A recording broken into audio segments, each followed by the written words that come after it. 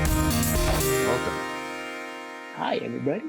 Cool. Well, we're very excited to unveil a project we've been working on for nearly the 3 years of Upptic. Jump right into what that is in a second, but spoiler alert, it's our platform. There'll be a section towards the end where we will take Q&A. So if you have any questions, please use the Q&A function and we will answer them at the end. So let's just jump right in. Warren, we're going to start with just giving some context about Upptic, what our journey's been like, and then we'll jump right into the platform and walk through a handful of what we're actually seeing in the platform. Yeah, for sure. So in short, if you don't know Upptic, we grow games, and there's really two parts to that business. We're a little bit different. We're not exactly an ad tech company, and we're not an agency. We're kind of this weird hybrid creature where half of what we do is the people that are the experts doing growth marketing work. So this is like user acquisition experts, creative experts, and analysts. And then we're half technology company with engineers and product folks that are designing really the tools that we want as growth marketers selfishly. And we use these tools. We use them to scale the games we work on. And then today we're really bringing forth, the biggest developments of these tools and opening it up to a greater population as just standalone software products, which we're really excited about. And for those that don't know me, I guess we should do quick intros. I'm Warren. I'm the co-founder and background doing user acquisition for gaming companies. And then we also have joining today. Hi, Mike Haze. I'm the CTO here, so I own and help lead product and technology. Background has been all over the place in building products. And I'm Xander. I'm Director of Marketing here, and I'll be the MC for the show. Well, let's jump right into what the core of what we're talking about is. Yeah, so we think about the work of growth marketing in what we call the 3 pillars of growth. And everything we do, both on our services side, our workforce, but also in our technology, we always think about these 3 pillars and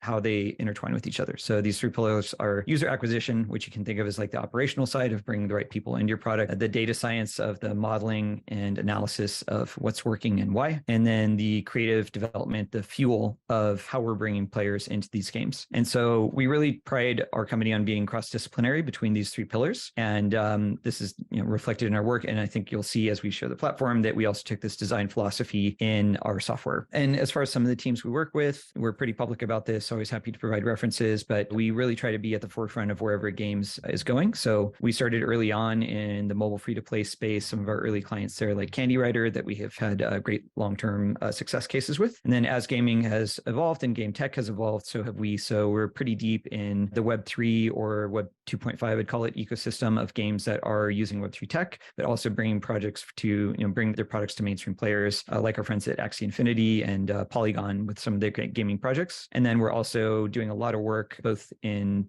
our workforce and our tooling. We're cross-platform because we really think that that's the future of where games are evolving. The technology of our phones is getting much more robust, and there's a lot more play in the leading games between PC and mobile. So building out the tech and measurement strategies to support that. And across our portfolio, we've really vetted these tools because we've managed over $100 million in profitable ad spend for our games over time. So these are not like theoretical beta products. These are battle-tested software that we've really used at scale for the games that we work on. Awesome. So we're just going to jump right into the concepts of the high-level overview of what we've done so far, and then we're going to jump right into features. So Mike, take it away. Yeah, I think Warren did a great job of kind of summarizing what we're here for, right? I think we've had this great kind of fun adventure of being able to work closely with our UA team and our clients to really build out and automate kind of exactly what they need. And so that was the goal when we started off, is really understanding what the core use cases are, what our UA team needed to really help grow and drive clients. And then we kind of built the platform around it with the vision to expose that directly, not only to our clients, but eventually, hopefully, the world. And I think that's where we've gotten to. So all of that really starts with data, right? The core section of the platform is about kind of meeting our clients where their data is. And that could be either in a plethora of channels, it could be in MMPs, it could be in custom data warehouses. And now it is on-chain, off-chain marketplaces and community growth standards. And really the goal is bringing that data in and then making it consistent, giving standardized views and controls that really help drive those insights. And you see a list of features here, and we'll dive into high-level examples of, I think, all of these here in just a bit, but really cross-platform insight and reporting and very consistent methodology across all those diverse channels and data sources and predictive buying models. And, we think we've done an amazing job accounting for scan and the privacy controls and, all the way through things that really help drive some of the harder harder aspects, which is like creative and bringing order to chaos around creative assets and how that ties into UA and growth strategy and predictability, and all the way into like the newer community growth that help drive some of the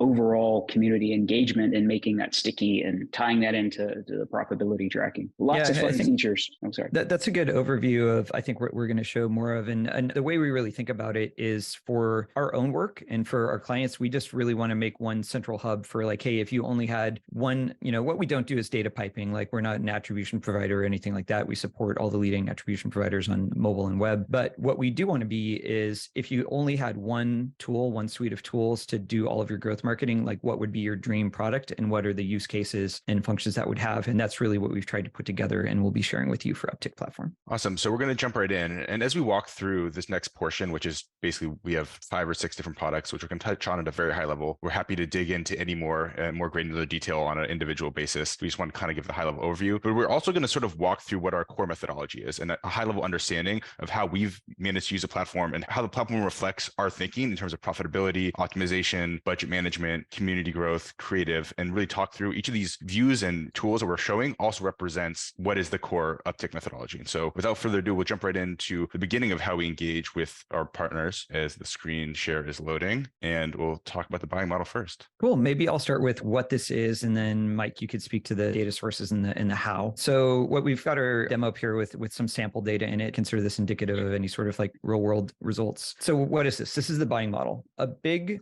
problem that we saw on past gaming teams that we were part of, and me working at app publishers, is the goals for success were very static. A lot of times the ways that goals would be produced is you'd have an analyst or a data science team that would be asked to do a study of the game data, and they would come out of that study and say, all right, our business goal is, D7, 20% ROAS, 20% return after 7 days of play. And the UA team would just run with that, and they would use that goal across channels, across campaigns. And sometimes it's right, sometimes it's wrong. And one thing that we thought there was a lot of room to improve and wasn't another solution on the market was anyone who's practiced UA for years, like our team has, knows that like there's very disparate behavior in different segments of players and very different LTV curves and monetization trends of those players. So our dream tool would be a way that we can drill into all the different segments in your player base and see what those monetization trends are and understand for different segments, what's the profitability goal for that. So that brings us to the buying model. So the first question with the buying model is you'll see the 5th pull down to the right says payback window. And this is essentially, if we spend $1 in UA,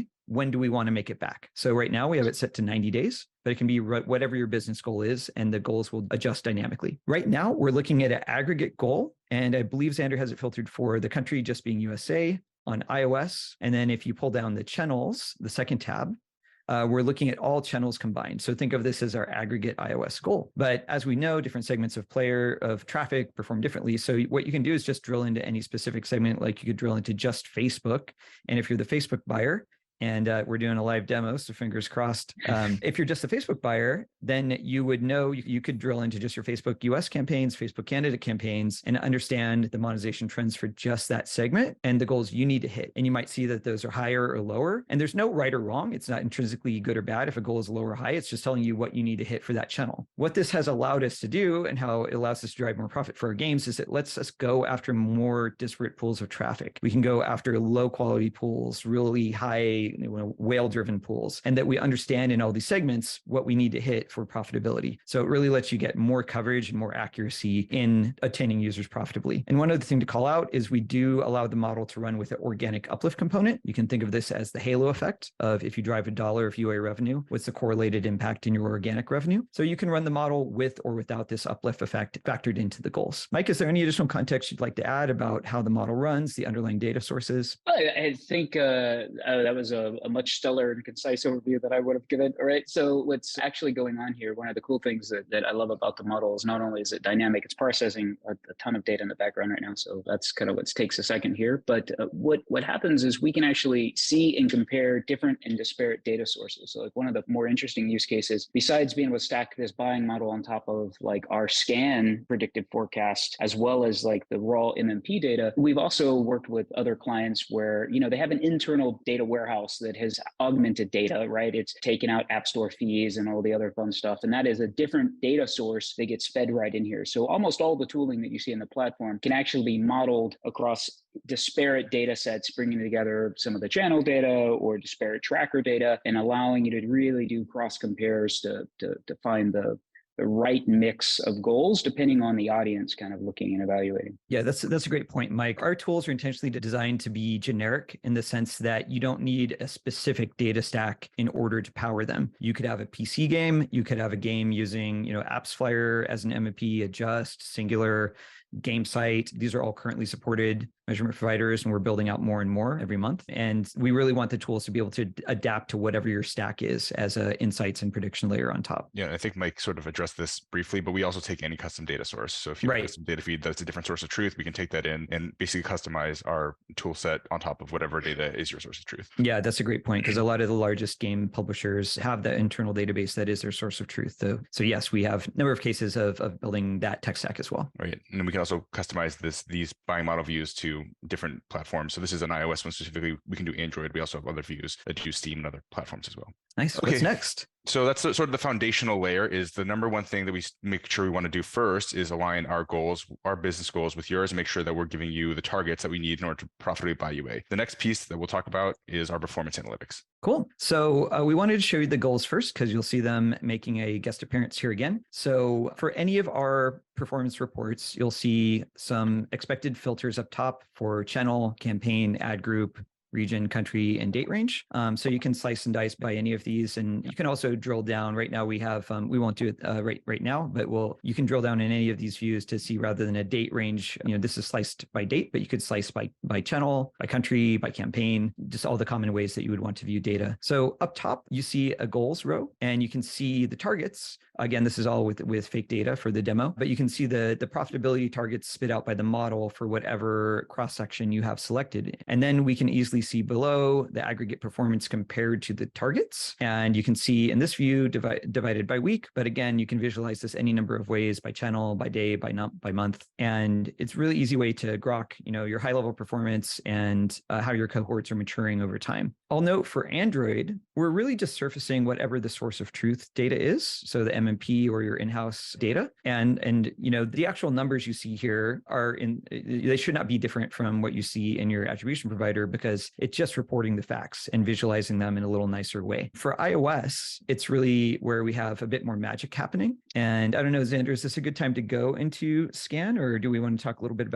more about the core reporting first? Yeah, I think just to summarize what's in the core reporting, I think the important thing is this is a generic overview, but we have filters across the top that let you break down by whatever subsegment you think is most relevant. So we can drill down to specific campaigns. We can drill down to specific channels. We can do region groups. So if you care about North America versus Asia, we can easily set that up as well. And then the critical component is just basically it's configurable for the way that you care about it. So we can do it monthly, we can do it weekly, we can do it daily. It's whatever is most important to you. And the thing that is really here is this is sort of like the 1 second check on the health of your campaigns by whatever the most important segment is. And so the reason that's sort of the core purpose of being for this channel or for this view is like, I can look, and if something's red, I know instantaneously which subsegment is doing bad, and I can just drill in further to understand what's going wrong and why. And that's sort of the 10-second thing for this. The next thing we're going to talk about, go ahead, Warren. Oh, I was just going to say a common theme in what we do is taking complex problems and trying to make them like dumbed down simple for our own mental bandwidth. So yeah, there's a lot of complex work on the back end, but ultimately it's like blue, good, red, bad, when we're looking at these views to just, make it super easy to understand at a glance. And anyone, even if,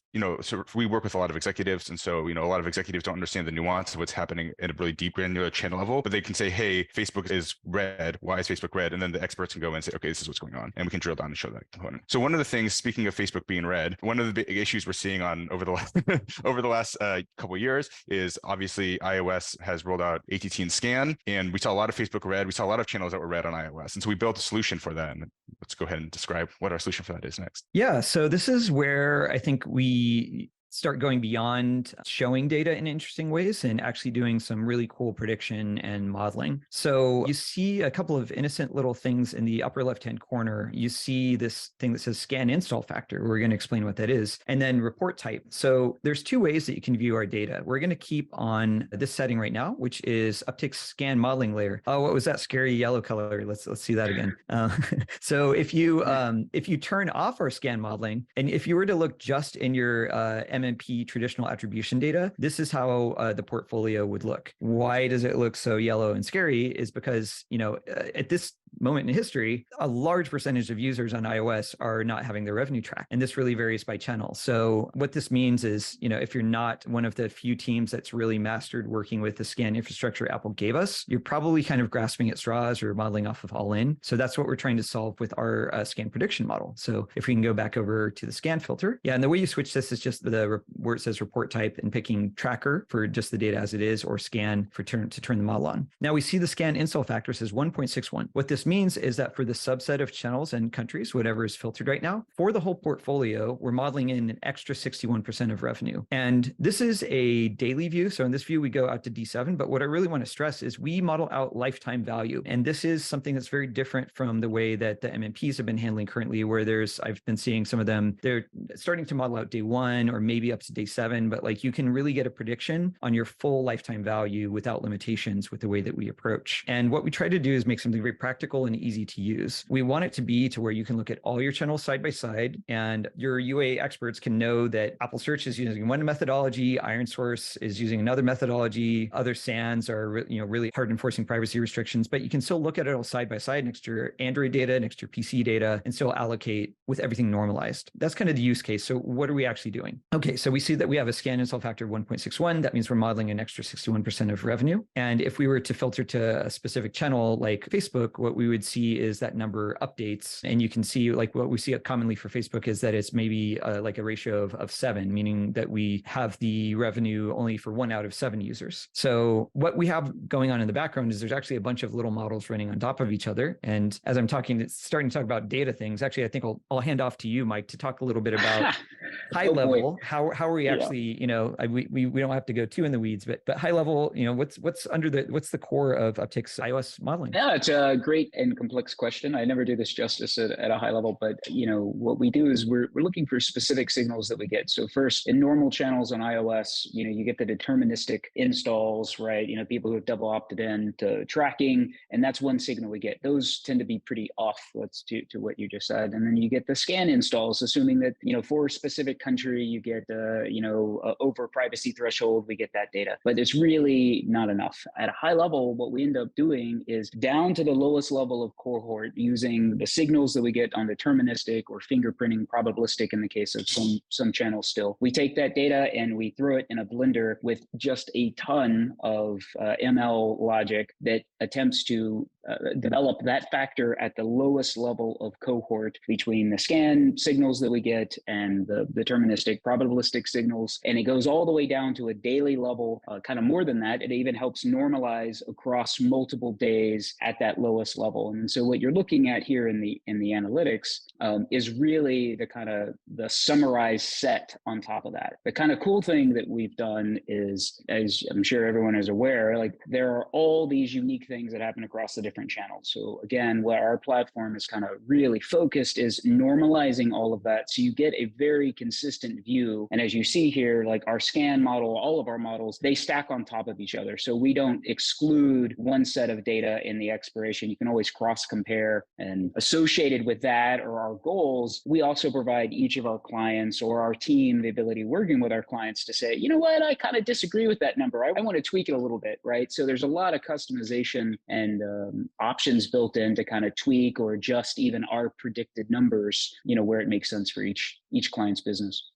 That answer, is that a okay summary? Yeah, it makes sense. I think one of the things to show here now, and Warren or Mike, you can take it, like this is an example of us drilling down into a subsegment, which is just TikTok, right? And so what we're seeing here is and Warren, do you want to explain the difference between what we're seeing here? Yeah. So we see the scan install factor go up. It's basically showing that like in TikTok, we have a lower percentage of users that are agreeing to be tracked and or fingerprinted, depending on the attribution settings of your MMP. So we have to model more back in. We have the source of truth of the installs from scan, and then we have a subset of users that agree to be tracked for revenue modeling. And that's ultimately how it works. And one thing I really want to stress that's unique about the Upptic model is we are the plumbers, like doing the work of UA day to day. This is not like a theoretical, like, hey, run this thing for 6 months, and then in 6 months, like we'll be able to estimate what happened 6 months ago. It's like we use this every day to operate our UA and to understand understand the likely outcomes of all the iOS channels. And it's the dirty secret about this moment of time in UA is it's actually super easy and cheap relatively to do iOS UA. You just need a viable methodology. And so while we'll continue to iterate and improve on this, like this is very battle tested. We've been spending about 2x what we spend on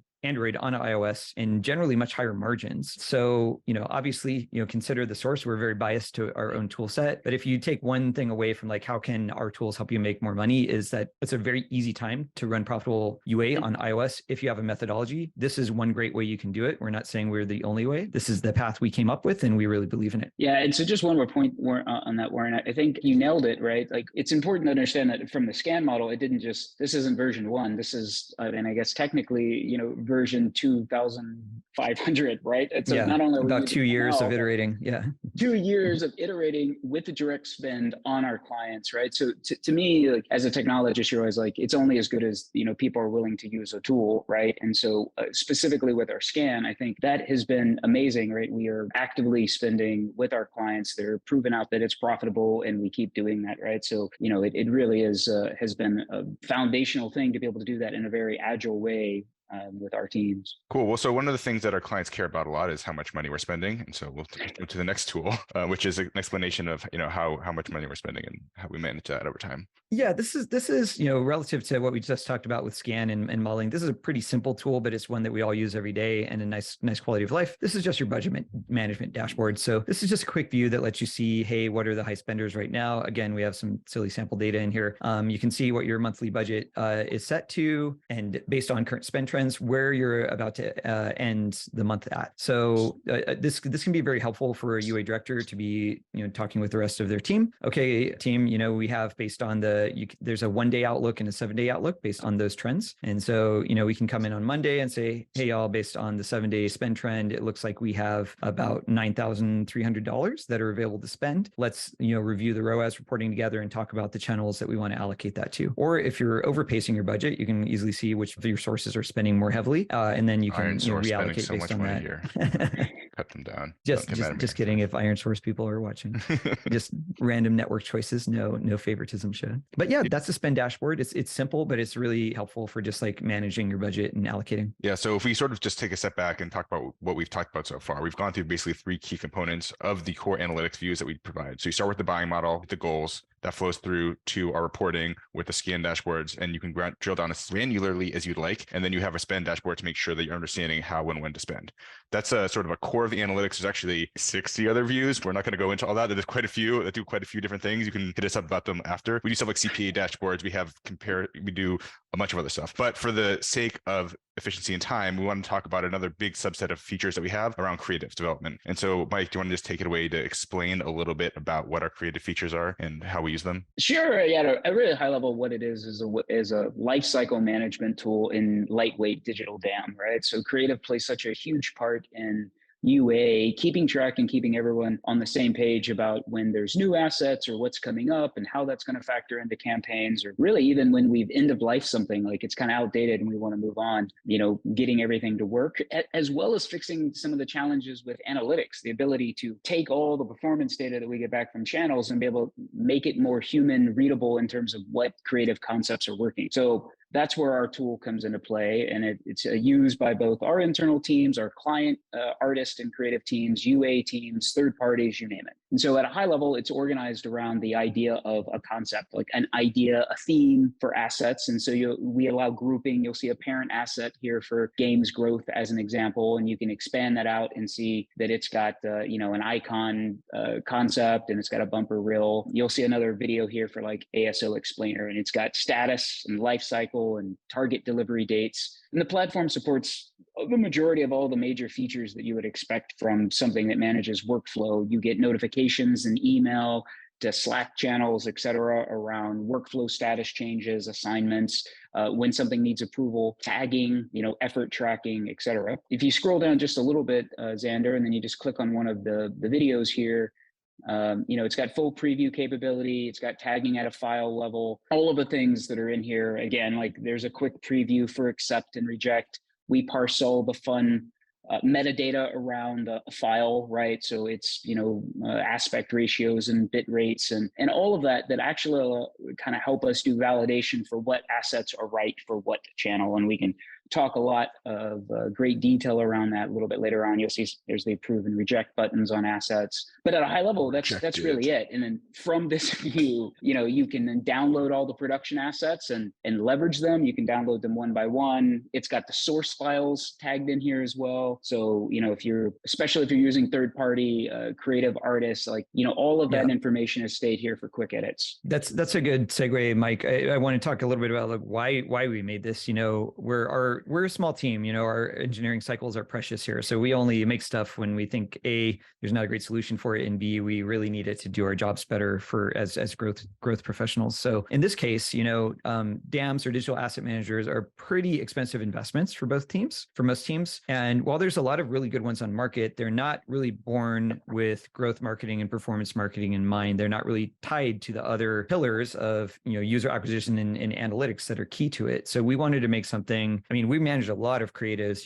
For a small team, we're running at any given time maybe the work for 10 studios and 15 games. And so we need a clear way when we're making creatives, our partners are making creatives, maybe they have third-party agencies, that these are all in one place. We can easily track where they are in the approvals process, how they're being distributed. Of course, we have performance reporting on creatives and back in the reporting module. And we really wanted our creative to be able to be used across a broad cross-disciplinary team that might have other subcontractors working with them, and that all of the assets are one place, really easily managed, and again, tied to your other performance marketing work. So at a high level, just in quick summary, we can track the entire workflow from concept through deployment, end of life, have an easy workflow for all of that, easy deployment. We store it all in one place. The high level goal is everyone's working from the same source of truth. And so that's sort of the creative component of getting everyone on the same page. Cool. So this next feature is something that we're pretty excited about. We sort of accidentally found a really, really awesome feature set that we think we're one of the best of the market on right now, in addition to our scan and a few other things. Let's talk a little bit. This one is about our community growth module, and I want to let's talk a little bit about why we got here to begin with.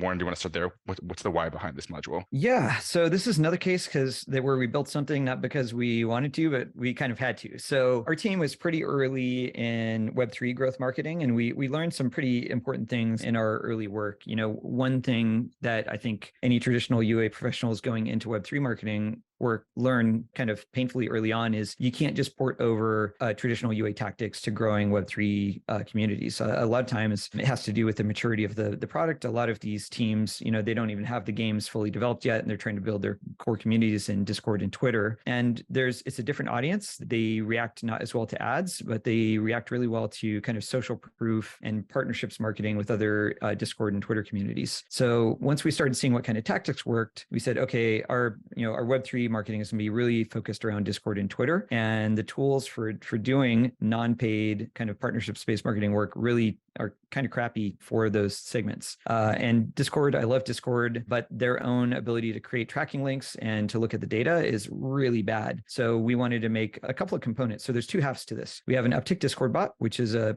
pretty quick to install bot for pulling your analytics data from Discord into the dashboards here. And then we have the tool set itself. So there's a few key things here. I'd like to talk through at a high level, and then I'll probably tag Mike in to go deeper. So up top, if we scroll to the top, you can see some high-level stats on your Discord community, the joins and exits over time. You can pull any date range for this, and you see the high level. And then you can see stats like your average community lifespan, how long have people been there, and then daily re-engagements. Scrolling down, this is probably my favorite thing. You can do role-based analytics that are very versatile. So right now we have it set. You could do like roles based on engagement level, how active are people. You could pick like the geo that people are in. Xander, if you want to pick like the geo pull down, or language, if you do language-based roles. And this is just a really nice, versatile way to track your community with different statuses and see how those trends change over time. And then Mike, I'll tag you in for some of our newer, for maybe to talk about the tracking links and how we use the Discord API for those and some of the newer features. Sure, yeah. So one of the things that you're looking at here is we have the ability to create what we would call partners. You could think of a partner like either an ad partner, you could think of a partner like a community, and then be able to assign or easily create right here very named invite codes, unique tracking codes that are specific to those partners that, you can track the overall engagement. And it goes a little bit beyond that, right? So once we're using those invite codes, what we have the ability to do is then track those back to where they were actually assigned. Did they come in off your Twitter header profile, right? Are they coming off your primary website call to action? And what we're doing is all that raw data, it actually sort of exists directly on your Discord server. And what we're doing is we're providing meaningful context. So it's not just this generic invite code, but we're saying this invite code was associated to, this campaign or this overall effort. So if we scroll down just a little bit to this next section, this is really kind of one of our newest views, which is bringing like Discord and community marketing into a much more traditional marketing view. So being able to associate it into marketing channels, and like in this case, if you expand out like brand marketing, or there's an example of a paid campaign via TikTok, but you can come down and break this into kind of individual campaigns and sub campaigns or primary call to actions and really see where that engagement's coming from. On the right-hand side, you start to break down very similar metrics that you saw above, but now to the selected kind of groups or campaigns or individual tracking links that you see selected here on the left. One of the cool features that we've done is you can select any number of these, and what you're looking at is these graphs are then allowing you to compare between the selected groups on the right and left over here. And so really cool, allows us to really get into very detailed metrics off the individual tracking links.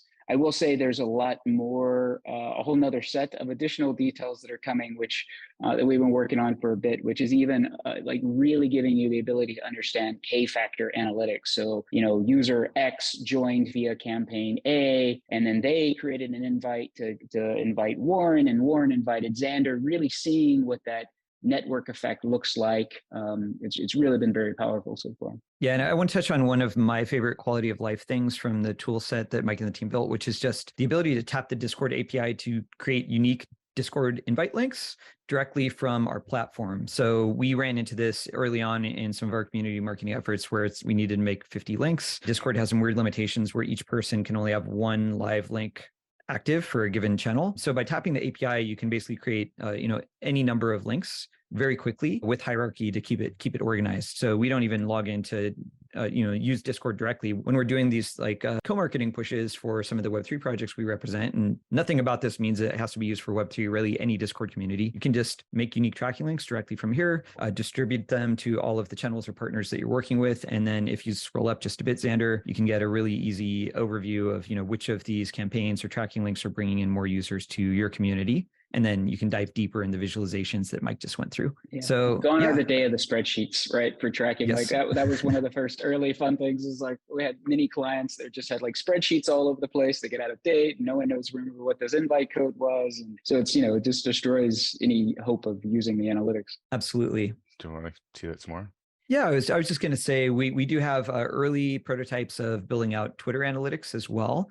It's not as robust yet, we'll be honest. We're earlier development here, but we are starting to tap the Twitter API and build some analytics around that, ability to track like competitor data sets. So stay tuned for that, but kind of a sneak preview of the next module that's going to come online in community growth. Awesome. So we blew through quite a bit of content very, very quickly. And I think that was sort of the objective for this one is we have a lot of features we've been working on for a long time. Not everyone's seen most of them. We think, we really want to introduce these features to the world. And so that's sort of the high level goal. And if you are interested in learning more, we really, really would love to talk to anyone. I just want to kind of zoom out and talk about like why we're here. So, we've been kind of doing the grind of work for growth marketing for all the games we work on for years now. And as we've streamlined some of these solutions, one thing we haven't been able to do historically is support really small teams. We have a lot of, really high trained senior people on our team. So to have our team come in and do all the work for you, which is what we've done for our larger clients, I'll just be candid, like it's not super cheap, when you are bringing in a fully managed team. And we know that it can be a great solution for big teams where there's large scale, so good economies there. But we've had to say no to some really awesome like indie teams and smaller teams where it just doesn't make sense to bring on a partner fully executing on everything. So it's been a big vision of ours to, productize the tactics and tools that we've found success for our large games and make those available at a much lower cost point where really any team can use the same tactics that we do and hopefully drive success for your games with your internal teams, similar to how we've been able to. Yeah, so just a quick CTA at the end before we jump into some questions. If you're interested in learning more, email us, marketing@upptic.com or upptic.com, upptic.com. Okay, well, we have a few questions. We have a few from the request on submission. So during registration, we have a few, but I know Oliver had a question. I'll send this to you, Warren. Is Upptic platform best suited for apps that monetize via IAP? What models would work well for subscription or ad monetization apps? Yeah, that's a great question. So kind of two separate answers there. Ad monetization is already factored into all the models. I mean, I'd say the majority of games we work on, we're ingesting both IAP and ad revenue to this. That's fairly straightforward. Subscription, we actually have, I think, 6 or 7 subscription-based apps in our portfolio right now, both ones that we're managing and that are just licensing our tools already as some of our early customers. So it's actually a little counterintuitive, but it's even easier to predict for subscription-based app because there's less variables. There's usually, 1 or 2 key monetization points rather than a bunch of little individual ad views or microtransactions, making the more complex IAP and ad revenue-based economy. So if anything, we've found it's even more streamlined for working on subscription-based apps. And another good thing that Oliver's question reminds me to point out is while we built our tools for gaming, some of our customers today, and there's nothing about this that only works for gaming. It's just, that's kind of our background and history is where we come from gaming teams. So while we call it the Games Growth Platform, we do have teams today that are using it for non-gaming apps successfully. And there's nothing about this that makes it to where it doesn't work for apps of all genres. Cool. Another question that came in during the registration process, does the Upptic platform work on non-mobile games? Mike, you want to take this one? Yeah, absolutely. I think that, really it's all about, do we get the data and the signals? So a great example, we have several clients that their titles are out on Steam, Epic, browser-based, desktop-based, or actually now with our cross-platform support, really a combination of all of those. So it's fully built into the platform. This is where a lot of clients might use a tracker or an MMP around game site that helps with that. But certainly it can be a combination of anything where you have the insights and the tracking for it. 2 more questions that came in through registration. How do we use scan conversion values? You want me to take that one in? Go for it, Mike. All yours.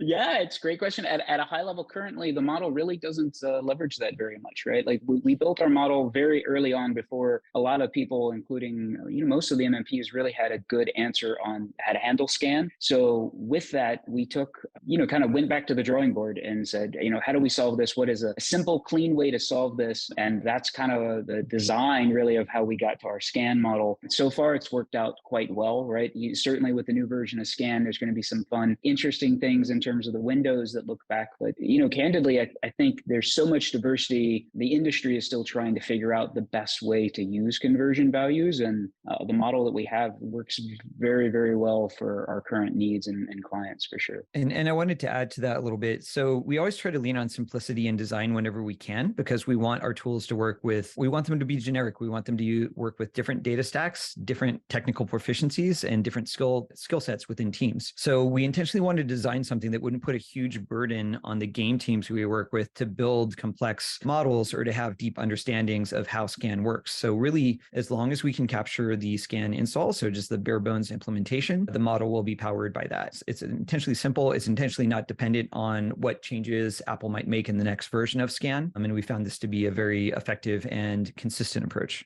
Cool. Looks like the last question, unless there's anything else. Brandon Eastman asks us, can you give a high-level outline of your fees and services for platform use? I will say that we have a menu for our growth services that we're happy to walk you through on an individual call. And while I won't tell you the exact cost of our platform right now, I will say we have a very, because it's early on, we want to expand our customer base in terms of platform-only customers. We're happy to provide very compelling offers compared to the value that we are perceived. So, Brandon, I'm happy to follow up separately, but we think it's very compelling in terms of pricing. Yeah, and I'll just add candidly, as we open this up beyond our initial batch of customers using this, we really are just looking for feedback. Like I think our near-term goal here is not to, maximize the margin we can make on our software. We just want to open this up. It's very different, using toolset internally and with close partners than when you have a bunch of new users. So, just talk to us. That's what we'll say. Like, we love working with game developers of all sizes, and we really want to make a product that is affordable affordable and adds a ton of value, replaces a ton of other software costs. So that's our goal. And yeah, as Xander said, we're not going to on the webinar quote the price because it's probably too low, to be honest, and we'll probably go up in time, but definitely reach out to us and we're happy to share that on a call. Cool. Well, that's it for the questions. Really appreciate everyone taking their time on this beautiful Wednesday afternoon to speak with us. Anything to sign off, Warren, Mike? No, just thanks everyone for joining. We are going to be doing a limited number of seats for this as we do open it up to a broader audience. So if you joined today, you were one of the few lucky ones, and we'll definitely give those that joined today first priority. So definitely reach out to us. Happy to do more thorough walkthroughs. Obviously, there's a lot of moving pieces here, and we just kind of showed a little bit behind the curtain today. So yeah, just talk to us. Happy to walk through in as much depth, and hope you found value, and we'll find value using some of the tools that our team's built. Awesome. Talk soon. Sounds great. Thanks, everyone.